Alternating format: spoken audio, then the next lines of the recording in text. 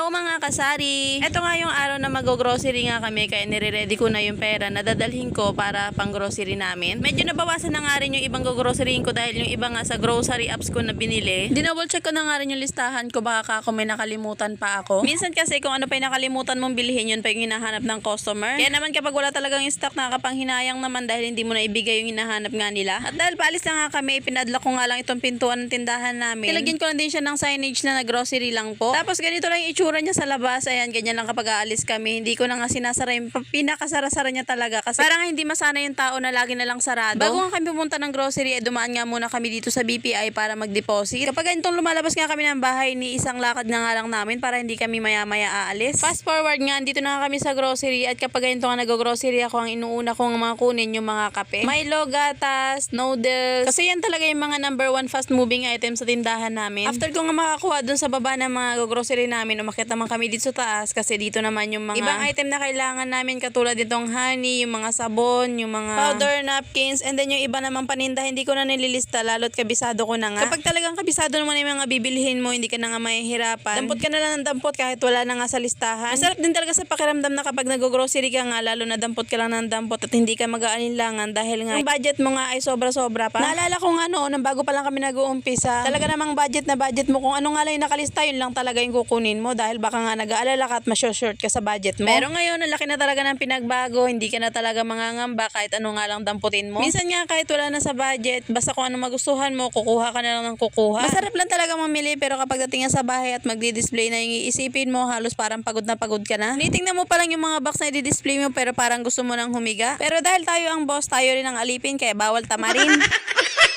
Kasi naman, once sa tinamad ka, walang ibang gagawa niyan kundi ikaw at ikaw pa rin. Tulad nga ng sabi ko kanina, kahit wala sa budget, basta nagustuhan may kukuha ka, katulad nga neto. Hindi naman talaga kasama to sa budget namin, pero dahil si partner ko, gusto niya mabango yung buga ng hangin sa tindahan. Kaya naman sabi ko, sige na, kumuha na lang. Baka nga sa sunod, hindi na ako bibili ng ganito kasi may napanood nga ako sa isang sari-sari store owner na ang ginagawa niya nga, yun daw nila, na nilagyan ng asin, cloves, at saka suka. Paghahalu-haluin nga lang daw yun at itapat doon sa may parte ng electric fan mo kung saan yung buga ng hangin at mabango na nga daw yun. Subukan ko ang gawin kahit paano ay makatipid naman dahil nga sa ganitong klase ng air freshener na binibili ay madali nga siyang matunaw. Kung dati nga ako lang mag-isa pag nag-grocery, hinatid niya lang ako tapos iiwanan niya na ako, sunduin niya na lang ako pag tapos na ako. Pero ngayon sinasamahan niya na ako, dalawa na kami namimili para nga daw mabilis matapos. Kaya lang ang kapalit naman nun ay sarado nga ang aming tindahan. Kaya naman nagpapasalamat ako dahil napakasipag talaga ng taong to. Napakaswerte ko nga dahil wala nga ambisyo, nasa bahay lang at hindi nga barkadista. At talaga masasabi kong lalago talaga ang negosyo mo kapag nga hindi mo hinaluan ng kung anumang bisyo. Kaya naman, thank you Lord. Sa mga oras nga na to ay patapos na nga kaming mag-grocery at maya-maya nga ay bababa na kami. Pinaka-counter na nga namin ang aming mga pinamili at syempre hindi ako kabado dahil nga alam kung sobra pa yung dala kong budget. Kapag ganito nga nag-grocery kami ay hindi na nga kami nag-aarkila o namamasahe sa tricycle para lang hakutin yung mga grocery. Bali kumukuha na nga lang kami ng karton na kaya naming bitbitin at tapos yung may iwan ay babalik-balikan na lang ng motor. Kahit paano nga ay nakatipid kami sa pamasahe dahil kahit malapit nga lang ang bababaan mo ay napakamahal nga ng bayad. Bali 5 box nga na pamili namin at yung isa nga ay sinabay namin kanina pag uwi. At ito nga ay pangalawang hakot na niya. Bali may naiiwan pang 2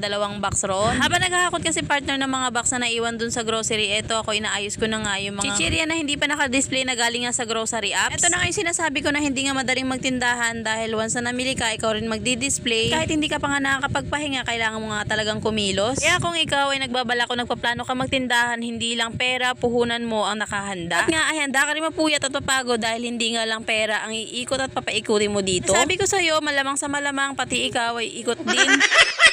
Ito na nga yung huling box na bubuksan ko galing sa deliveries kaninang umaga. Napaspasan ko na nga ang pagdi-display dahil nga meron na namang 5 box ang nag-aantay. Sabi ko nga sa inyo, hindi nga pwedeng magsabay-sabayan 5 box ay pasok dito sa loob ng tindahan dahil sobrang liit nga ng space nito. Napakasarap ng tingnan, lalo na nakikita mo na punong-puno nga ang laman ng tindahan mo. At hindi ko na nga alam minsan kung saan ko ilalagay yung ibang paninda dahil nga sa sobrang sikip na neto. Parang gusto ko na nga ipa-renovate para naman lumawag at makakilos na nga kami ng maayos every time na mamimili kami. Kaya naalala ko, oo nga pala, hindi nga pala sa amin to. Saan nga nag-i-imagine na lang kami ni partner, what if sa amin talaga tong pwesto na to, siguro matagal na nga naka-renovate to. Naman, dito na kami kumukuha ng inspirasyon para makapagpundar nga kami ng sariling amin at hindi na nga kami mangungupahan. Pag may pangarap ka talaga, sipag at tiyaga talaga ang kailangan at syempre sasamahan natin ang dasal. Kaya nga nang sabi ko, huwag umasa sa swerte, kailangan talaga dumiskarte. Kung nakaabot ka sa dulo ng aking video, maraming salamat sa panunood. Paki-like at follow na rin ang aking page at see you on my next vlog. Bye!